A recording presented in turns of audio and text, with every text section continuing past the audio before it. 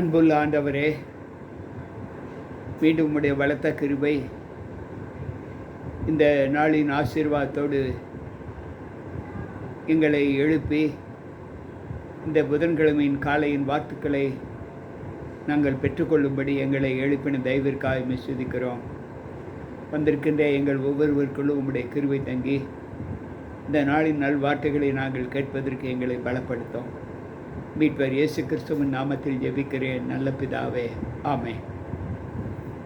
அன்பு பிள்ளைகளே, மீண்டும் கர்த்தருடைய வார்த்தைகளோடு நாம் இணைக்கப்படுவதற்கு கிருபை கொடுத்த தேவனுக்கு கொடான கொடி நன்றிகளை ஏறெடுத்து வந்திருக்கின்ற உங்கள் அனைவருக்கும் இந்த புதன்கிழமையின் காலையின் வாழ்த்துக்களை தெரிவித்துக் கொள்கிறேன். கர்த்தர் நம்மோடு இருப்பாராக. இந்த நாளிலும் நாம் சத்திய வாக்குகளை கேட்பதற்கு தேவ சமூகத்தில் இணைக்கப்பட்டிருக்கிறோம். என்ன சத்திய வாக்கு என்றால், ஓசியாவின் புஸ்தகம் 4வது அதிகாரம் 12வது வசனம் இப்படி சொல்லுகிறது: வேசித்தனமும் திராட்சை ரசமும் மதுபானமும் இருதயத்தை மயக்கும். வேசித்தனமும் திராட்சை ரசமும் மதுபானமும் இருதயத்தை மயக்கும் என்று இங்கு ஓசியா பக்தன் சொல்லுகிறார். இது யாரை மயக்கும்? இந்த மதுபானத்திற்கு அடிமைப்பட்டவர்களை வேதம் என்ன என்று சொல்லுகிறது? இந்த நாளில் ஆண்டவர் சொல்லுகிற வார்த்தை, யாருக்கு காயமில்லாத காயங்கள் என்ற ஒரு கேள்விக்கு ஞானி பதில் சொல்லுகிறார். மதுபானத்தை விரும்பி அதனிடத்தில் குடியிருக்க என்று சொல்லுகிறார். அப்படி என்றால் மதுபானம் அமளி பண்ணும் என்பது உண்மை. இங்கு அரசாங்க ரீதியாக மது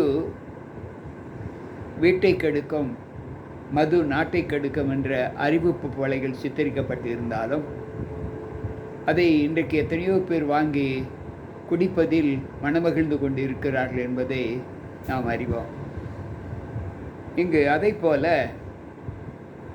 இங்கு ஏசாயா தீர்க்கதரிசியின் புஸ்தகம் 5வது அதிகாரம் 12வது வசனம் இப்படி சொல்லுகிறது. ஏசாயா 5:12. அங்கு ஆண்டவர் சொல்லுகிறார், எல்லா நிலைகளுக்கு உட்பட்ட பிள்ளைகள் எப்படி இருப்பார்கள்? அவர்கள் சுரமண்டலத்தையும் தம்புருவையும் மேளத்தையும் நாகசுரத்தையும் மதுபானத்தையும் வைத்து விருந்து கொண்டாடுகிறார்கள். ஆனாலும் கர்த்தரின் கிரியையை நோக்குகிறது இல்லை. அவர் கரத்தின் செய்கையை சிந்திக்கிறதும் இல்லை. இன்றைக்கு எத்தனையோ பேர் பார்ட்டி விருந்து செய்கிறோமே, அந்த விருந்திலே மேளதாளங்கள் சுரமண்டலங்கள் நல்ல இசைக்கருவிகளோடு மதுபானத்தையும் விரும்பி அதில் மயங்கி திரிவதை நாம் பார்க்கிறோம்.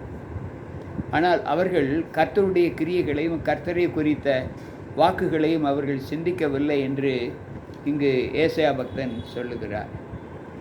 அதே ஏசாயாவின் புஸ்தகம் 28வது அதிகாரத்தை நாம் வாசிப்போம் என்றால் அங்கு 7வது வசனம் இப்படி சித்தரித்து காண்பிக்கிறது. இதில் யார் அந்த மயக்கத்திற்கு ஈடுபட்டவர்கள் என்பதை யோசித்து பார்த்தால், ஆனாலும் இவர்களும் திராட்சை ரசத்தால் மயங்கி மதுபானத்தால் வழிதப்பி போகிறார்கள். ஆசாரியனும் தீர்க்கதரிசி மதுபானத்தால் மதிமயங்கி திராட்சை ரசத்தால் விழுங்கப்பட்டு சாராயத்தினால் வழிதப்பி தீர்க்க தரிசனத்தில் மோசம் போய் நியாயம் தீர்ப்பதில் இடறுகிறார்கள் என்று சொல்லுகிறார். இதில் யாரெல்லாம் சம்பந்தப்பட்டிருக்கிறார்கள்? தீர்க்கதரிசிகளும் ஆசாரியர்களும். இவர்களும் மதுபானத்தினால் மயங்கி அங்கு திராட்சை ரசத்தால் விழுங்கப்பட்டு சாராயத்தினால் வழிதப்பி போகிறார்கள்.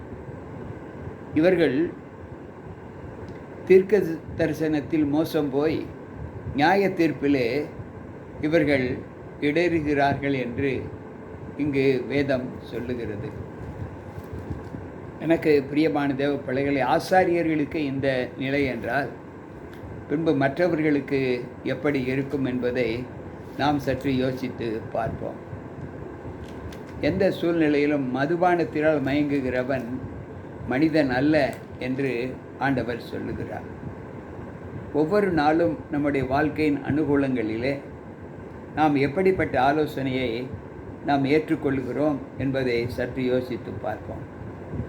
நீதிமொழிகளின் புஸ்தகத்தில் 6வது அதிகாரத்தை நாம் வாசிப்போம் என்றால் அங்கு ஆண்டவர் சொல்லுகிற சப்தம் எப்படிப்பட்டதாய் நமக்கு காணப்படுகிறது என்றால், நீதிமொழிகள் 6வது அதிகாரம் 32வது வசனம் இப்படி சொல்லுகிறது: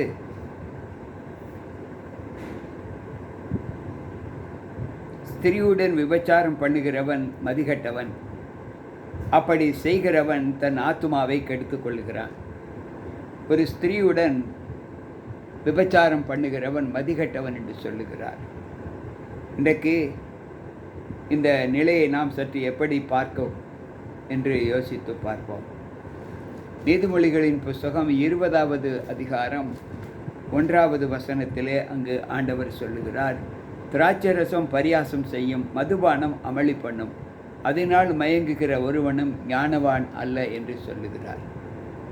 இன்றைக்கு உலகமே திராட்சரசமும் மதுபானமும் விபச்சாரமும் தான் அதிகமாக ஈடுபடக்கூடிய மகிழக்கூடிய ஒன்று என்று நம்பி அதையே தங்களின் ஈவாக கொண்டிருப்பதை நாம் பார்க்கிறோம்.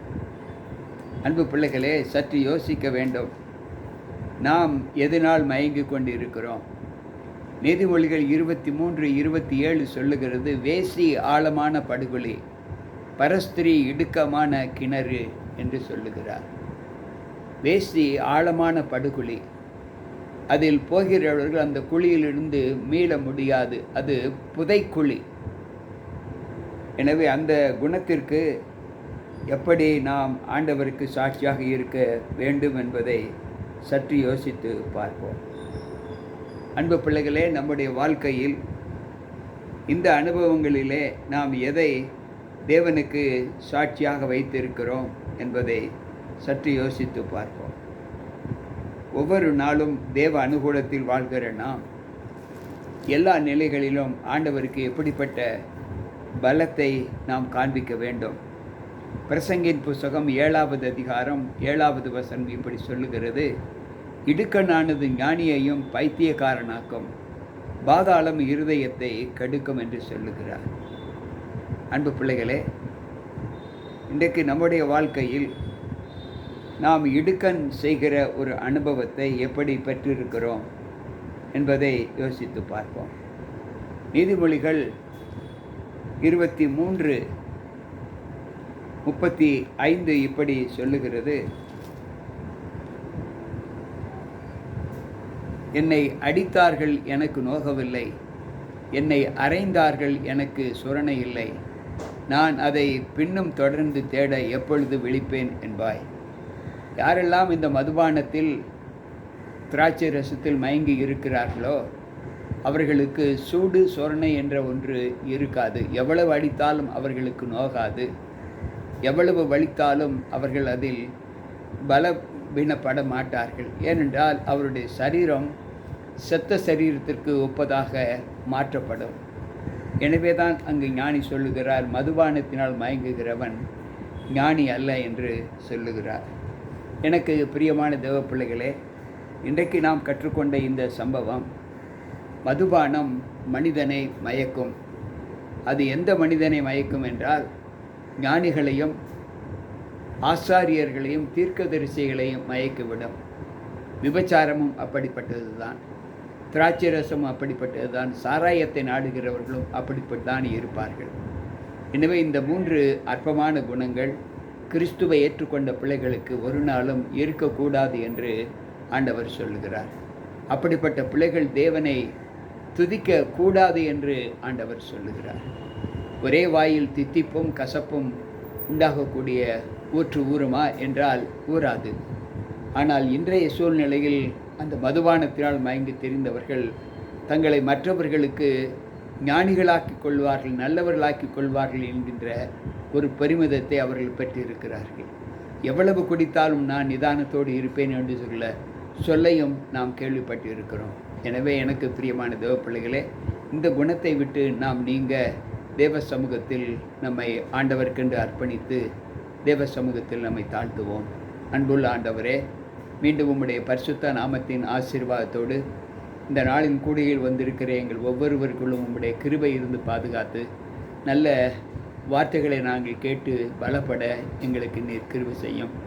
இந்த ஆண்டவரை மனுமக்களை கெடுக்கிற இந்த திராட்சை ரசமும் மதுபானமும் வேசி மார்க்கமும் உலக மக்கள் மத்தியிலே அநேகம் பரவி இருப்பதை நாங்கள் பார்க்கிறோம்.